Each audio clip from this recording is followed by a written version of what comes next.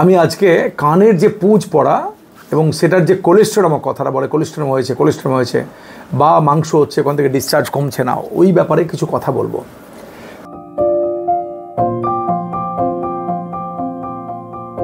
কি করে বুঝবেন আপনার এই কানে রোগ হয়েছে? আপনার মাঝে মাঝে চুলকোতে ইচ্ছা করবে এবং চুলকে যদি কোনো স্মেল পান দেখুন গন্ধ পাবেন, ভারী হয়ে যায় মাঝে মাঝেই। আর একটা হচ্ছে যে আপনার শোনাটা আস্তে আস্তে কমবে, দোকান চেঞ্জ করে আপনি মোবাইল ইউজ করবেন দেখবেন একদিন, বা মিউজিক শুনবেন দেখবেন একদিকে কম শুনছেন অন্যদিকে বেশি শুনছেন, ডিফারেন্সে বুঝবেন, তখনই আপনার ডাক্তার শরণাপন্ন হওয়া উচিত। এবং যদি দেখেন যে মাঝখানে ফুটো তাহলে বুঝবেন সেটা প্লেন ফুটো, সিএসএম সেন্ট্রাল পারভাসিং বডি। আর উপর দিকে যদি হয় এবং সেটা যদি কখনো কখনো দুর্গন্ধ বা কোলেস্ট্রল ফ্লেক্স দেখতে পান কোনো সময় বেরোচ্ছে, আর সাদা সাদা কোলেস্ট্রল ফ্লেক্স, তাহলে বুঝবেন এটা সিএসএমের সঙ্গে আনসেফ ভ্যারাইটি কোলেস্ট্রমা। ওর রক্ত বেরোচ্ছে, কখনো গ্র্যানুলেশন টিস্যু হয়ে, কখনো কখনো ব্লাডের মতো স্টেন বেরোচ্ছে, তখন কিন্তু এটা granulation tissue, CSM granulation with or কোলেস্ট্রমা, সেটা কিন্তু আপনাকে ইমিডিয়েট অ্যাটেনশন নেওয়া উচিত। সেটা কি হচ্ছে, আপনি যদি ভাবেন যে পর্দার ফুটো হুড়ুড় করে রস বেরোচ্ছে না মানে সেটা খুব ভালো, তা নয়।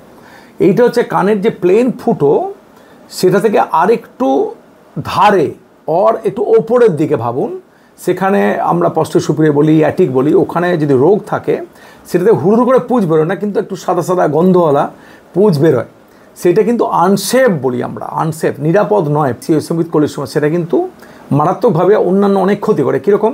নার্ভ লস করে দেয়, মুখ বেঁকে যেতে পারে, তারপরে হচ্ছে যে মাথা ঘোরার যে পার্ট সেইখানে গিয়ে ড্যামেজ করতে পারে, সেখান থেকে মাথা ঘোরে এবং ওরা অস্বস্তি ভারী হয়ে থাকে, এবং এরপরে খুব বেশি কমপ্লিকেশন হলে মেনিঞ্জাইটিস, ব্রেন অ্যাবসেস এইসবও হয়।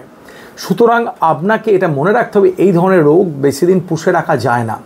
এবার আমরা কি করি? আমরা খুব সিম্পল টেকনিক, পেছনেই যে কেটে দিয়ে গোল করে ফুটো করে দিয়ে ড্রিল করে ম্যাস্টয়েড বোন মানে ঠিক করে দেওয়া, মানে ম্যাস্টয়েড বোনে প্রথমে ড্রিল করা হয়, এই পার্টটা কিন্তু আমরা প্রথমে করি না। আমরা কি করি, অ্যাকর্ডিং টু প্যাথোলজি, যেমন প্যাথোলজি আসছে কানের ভিতর থেকে সেইভাবে এগোবই আমরা, সেটাকে বলি আমরা ইনসাইড আউট ম্যাস্টয়েড।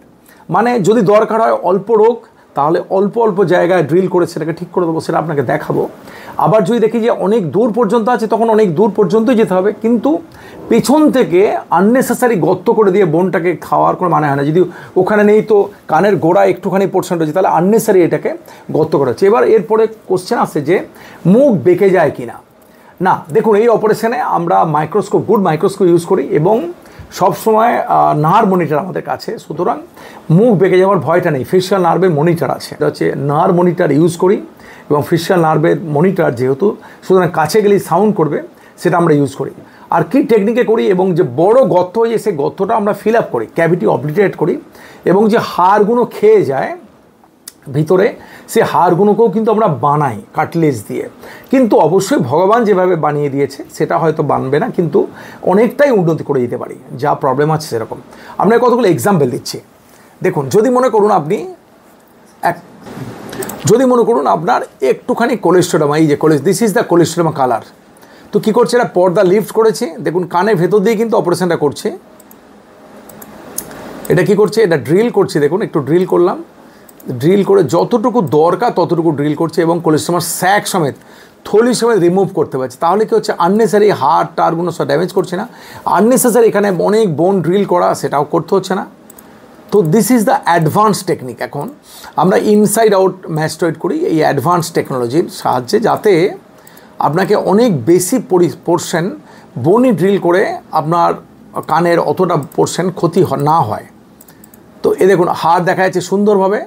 এবার আপনার অপারেশনটাও কমপ্লিট হলো, এবং আপনি পরিষ্কার পরিচ্ছন্ন করে তারপরে এই মুভমেন্ট চেক করলেন, তারপরে পর্দা লাগিয়ে দিলেন। দেখুন পর্দা লাগিয়ে দিলাম।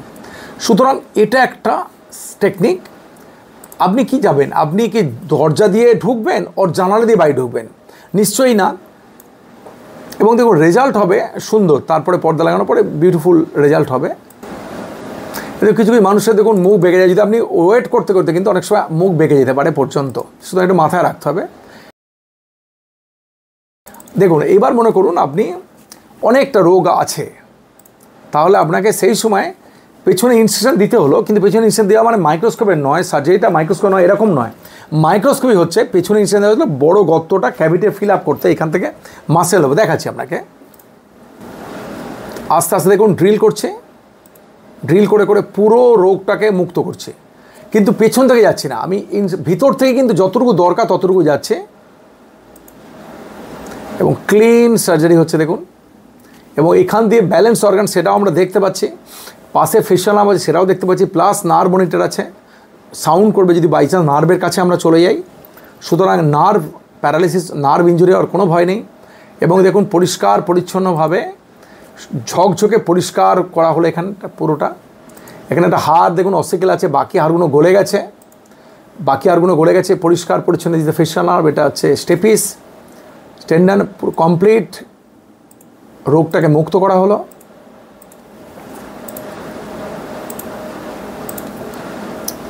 এরপরে কি হচ্ছে, নর্মালি সবাই পর্দা দেয় না, বা পর্দা দেয় তো বড় গর্ত থাকে, তারপরে প্রচুর ময়লা তৈরি হয়।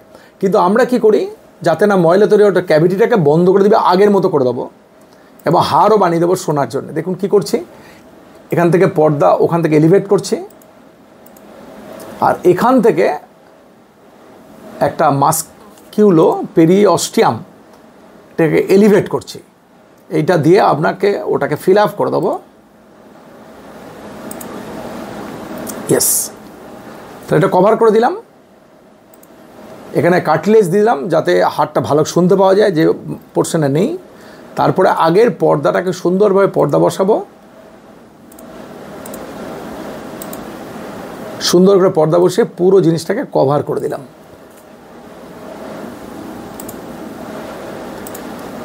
কিন্তু এটা হিল করতে সময় লাগে, 1 সপ্তাহের মধ্যে ব্যান্ডেজটা খুলে দেওয়া হয় নর্মাল লাইফ, কিন্তু পুরো হিল করতে কিছুদিন সময় লাগে। দেখুন এটাকে ক্যাভিটিটা বানানোর পরে একটা বড় কাটলেজ দিলাম যাতে ওটা স্টেবিলিটি মেনটেন হয়, একটু শক্তপোক্ত থাকে এই ক্যানেলটা, ঠিক এক্স্যাক্টলি এরকম। এবং আপনি যদি দেখেন পুরো রেজাল্ট যদি দেখেন, সুন্দর এরকমভাবে হবে। দেখুন কাটলেজ দেওয়া হয়েছে সেটাও বোঝা যাচ্ছে, এখানে একটা কাটলেজ সাপোর্ট দিয়েছিলাম, এটা কাটলেজ দিয়েছিলাম, এটাও কাটলেজ দিয়েছিলাম পেছনে ওয়ালটাকে সাপোর্ট দিতে, এখানে কাটলেজ দিয়েছিলাম হিয়ারিংয়ের জন্য, এভরিথিং ক্লিয়ারলি দেখা যাচ্ছে। সুতরাং প্রপারলি এবং একটা ছোট্ট মিউটোপ্লাস্টি করা হয়, কানটাকে ওয়াইড করা হয় যাতে নোংরা জমবে না, এবং বিউটিফুল কানের ক্যানেলটা। সুতরাং নর্মালি বিউটিফুল থাকে যদি আপনি প্রপার সার্জারি করতে পারেন। সুতরাং এই যে ভয় যে আপনার কানের রোগ হয়েছে, বিরাট ব্যাপার, অপারেশন করে মুখ বেঁকে যেতে পারে, শোনায় জিরো হয়ে যাবে, না ওরকম নয় ব্যাপারটা। এবং কানের এটা না করলে কিন্তু অন্যান্য সমস্যার সম্মুখীন হবে। সুতরাং এই রোগ ঠিকঠাক করে সার্জারি করতে হবে এবং প্রপার সার্জারি করতে হবে। সুতরাং ভয়ে না পালিয়ে গিয়ে প্রপার ইএনটি সার্জন যারা ভালো করে এই সার্জারিটা করতে পারে, ভেতর থেকে ইনসাইড আউট সার্জারি করতে পারে, মনিটর আছে যাতে কোনো রকম কমপ্লিকেশন হয়, ফেশিয়াল নার্ভ মনিটর আছে, সেরকম কোনো ভালো সার্জনের কাছে গিয়ে আপনাকে এই অপারেশনটা করিয়ে নেওয়া উচিত ভয় না করে। এবং 2 মাস থেকে 2.5 মাস লাগে কানের এই জায়গাটা পুরো শুকনো হয়ে যেমন দেখালাম সেরকম হতে।